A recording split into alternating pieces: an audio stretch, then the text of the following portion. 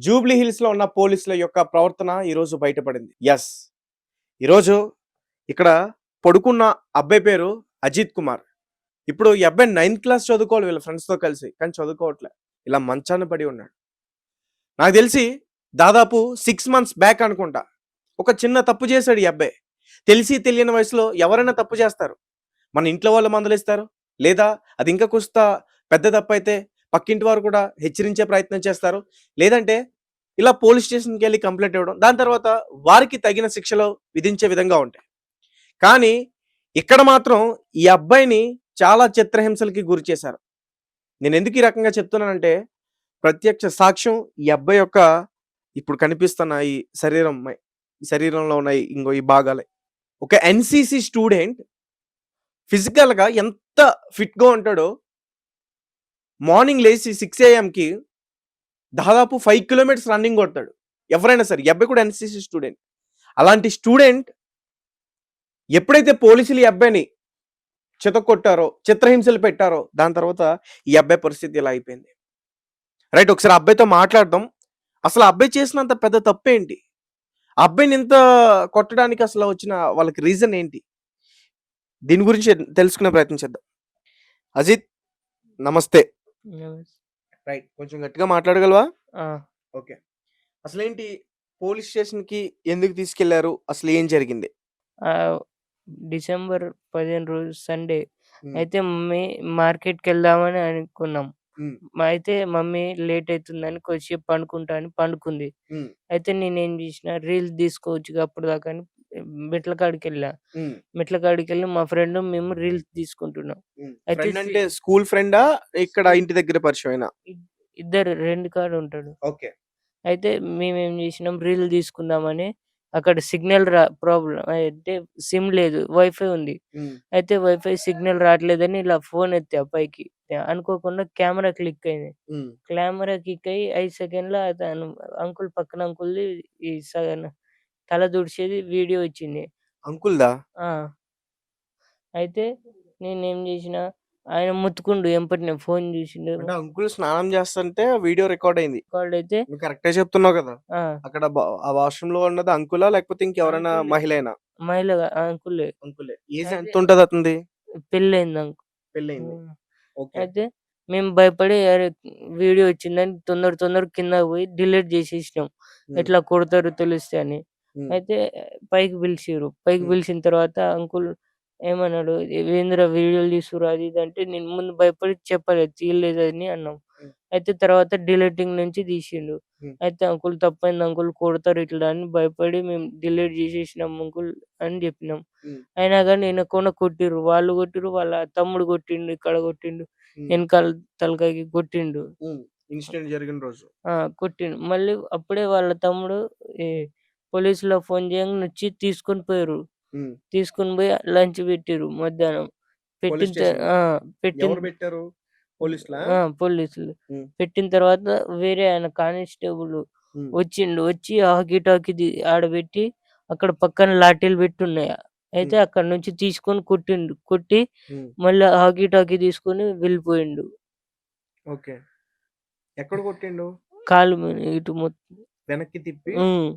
నిలబడితే ఇట్లా పక్కకు తిరిగి ఇటు మొత్తం కొట్టిండు. అప్పటినుంచి నడవటానికి రాట్లే. నిన్నొక్కడినే కొట్టారా? లేకపోతే నీతో పాటు వచ్చిన ఫ్రెండ్‌ని గూడా కొట్టారా? వాడినేం చేయలే. వాడినేమనలే. నన్నే హ్మ్. కొట్టిర్రు మమ్మీ ఫోన్ అని. హ్మ్. అంటే మిస్టేక్ అంతా నీ చేతిలో జరిగింది. హ్మ్. హ్మ్. రైట్. అంటే అనుకోకుండా జరిగిందది. నువ్వు హ్మ్. కావాలని జేసింది గాదు. కాదు. కొట్టిర్రు. హ్మ్. కొట్టిన అప్పటి తర్వాత నుంచి ఏమైంది? తర్వాత ఆయన కొట్టేసి చెప్పి మళ్ళీ వెళ్ళిపోయిండు. హ్మ్. పోలీస్ స్టేషన్‌లో నిన్నెన్ని రోజులుంచారు? 3 రోజులు ఉంచారు. 3 రోజులు అక్కడ అంటే 3 రోజులు నిన్నెట్లా ట్రీట్ చేశారక్కడ? ఎలా జూసుకున్నారు? ఆయన అంటే ఎవరో వీడినేం జేసినా ఎవరేమనరు అట్లా జూసిర్రు. హ్మ్. భయపెట్టారా? ఏమన్నా బెదిరించారా? ఆ! ఏమని ఎందుకు బెదిరించారు? జేసిర్రు? నువ్వు బయటికి రానీకు నిన్ను బయటికి రానియను అది ఇది అని బెదిరిచ్చిర్రు. ఎవరు? చంపేస్తా అని వాళ్ళే కంప్లెయింట్ జేసినోళ్ళు. హ్మ్. ఓహో! వీళ్ళా? నీ మీద హ్మ్. కంప్లెయింట్ ఇచ్చినోళ్ళు. హ్మ్. బెదిరించారు. ఓకే. హ్మ్. దాని తర్వాత మీ పేరెంట్స్ ఏమన్నా మాట్లాడారా ఆళ్ళు? మమ్మీ మాట్లాడింది. అప్పుడేమైంది? గొడవలు పడ్డారా? లేకపోతే నాకు తెలీదు. నన్ను వేరే సైడ్ తీసి కూర్చోబెట్టారు. ఎక్కడ తీసుకెళ్లారు నిన్ను? లోపల. ఇప్పుడు నిన్నెవరైతే కొట్టారో ఆ కానిస్టేబుల్‌ని నువ్వు గుర్తుపడతావా? గుర్తుపడతా. హ్మ్. ఇప్పుడు మీ డాడీ బయటకి అవన్నీ కూడా తిరుగుతున్నారు. నీకోసం ఫైట్ చేస్తున్నారు మీ డాడీ.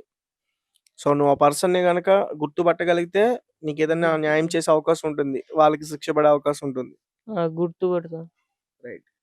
సో, ఎంత నీ ఏజ్ ఎంతుంటదిప్పుడు? ఇప్పుడు 18 తగిలింది. 18. హ్మ్. 18 కంప్లీట్. తగిలింది మొన్న. ఓకే. రైట్. అంటే ఇప్పుడు నువ్వు 10థ్‌లో ఉండాలా? ఏ నైన్త్ ఇప్పుడు. ఇప్పుడు 9థ్‌లో ఉండాలి. అంటే అనుకోకుండా అన్‌ఎక్స్‌పెక్టెడ్‌గా జరిగింది. నువ్వు కావాలని చేసిన తప్పైతే గాదు. రీల్స్ బా చేస్తావా నువ్వు? ఓకే. ఏంటి నీ ఇన్‌స్టాగ్రామ్ ఐడీ ఏంటి? ఇ మొన్ననే అంటే రీల్స్ ఏం చేయలే. అంటే ఈ పెడదామని అప్పుడు ఫస్ట్ తీద్దామని పెట్టినాం. నువ్వు మీ ఫ్రెండ్ సరదాగా ఓ వీడియో చేద్దాంరా అని చెప్పేసి హ్మ్. ఎళ్లారు. దాని తర్వాత ఇదంతా కూడా జరిగిపోయింది. ట్రై చేస్తున్నావా నడవడానికి? నీ వల్ల కావట్లేదా అసల? రాట్లే. మొత్తం ఇట్లా నడుస్తుంటే మొత్తం బెండ్ అయిద్ది. మళ్ళీ ఇట్లా ఇది సైడ్ అయిపోయి కింద పడిపోతా. ఓకే. మరి వాష్‌రూమ్‌కి అవన్నీ గూడా ఎట్లా నీకు? కింద కూర్చొని వెళ్తా. కూర్చొని ఎళ్తున్నావు. నువ్వే కూర్చొని ఎళ్తున్నావు. డ్యాడీ వాళ్ళు, మమ్మీ వాళ్ళు తీసుకొని వెళ్తారు. లేదంటే నేనే కింద కూర్చొని ఇట్లా వెళ్తా. మీ ఇంటికి ఎవరన్నా వచ్చారా? ఇలా సిట్యుయేషన్ ఇదైనప్పుడు పోలీసులు ఎవరన్నా వచ్చారా మీ ఇంటికి? కానిస్టేబుల్ అని ఎస్ఐ ఇచ్చారు. ఓహో! నీకు సిట్యుయేషన్ బాలేదని తెలుసుకునా? హ్మ్. వచ్చి ఏం మాట్లాడారు నీతో ఆళ్ళు?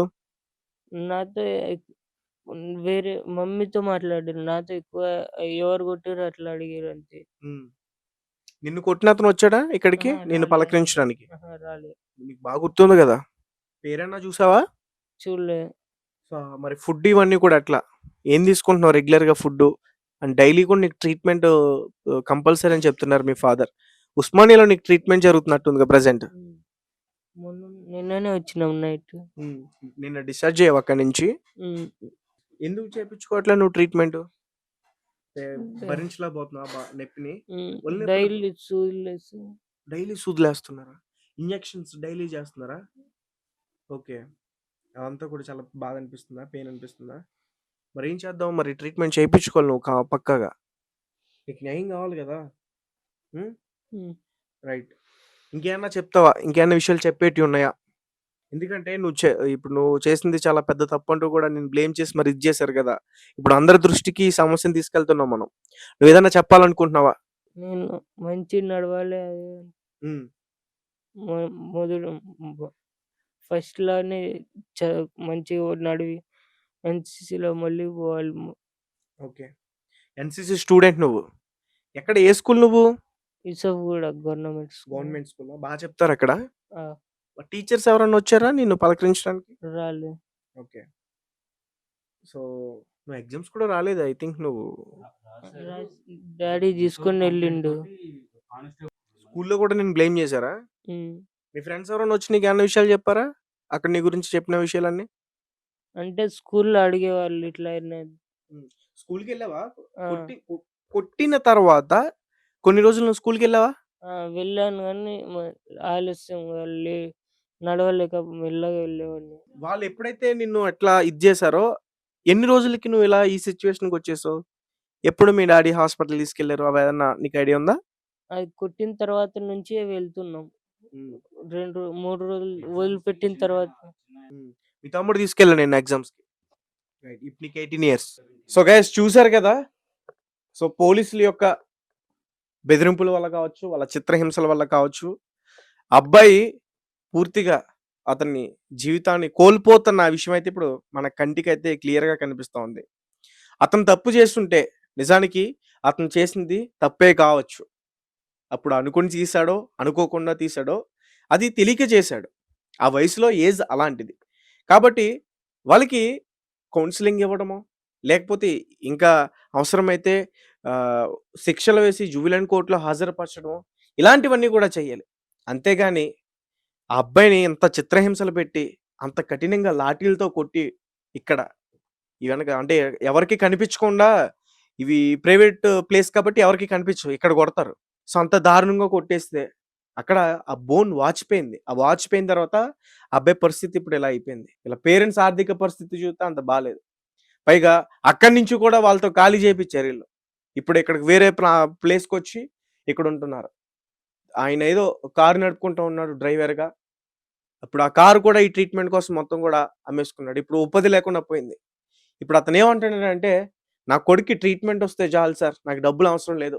ఆల్రెడీ కొంతమంది మాట్లాడే ప్రయత్నం గూడా చేశారు. దీన్ని సెటిల్‌మెంట్ చేసే ప్రయత్నం గూడా చేశారు. కానీ దానికి అతను ఒప్పుకోవట్ల. "సార్ సెటిల్‌మెంట్ చేస్తే నాకెంతో డబ్బులిస్తారు. నాకది కాదు. నేను దాని గురించి ఆశించట్ల.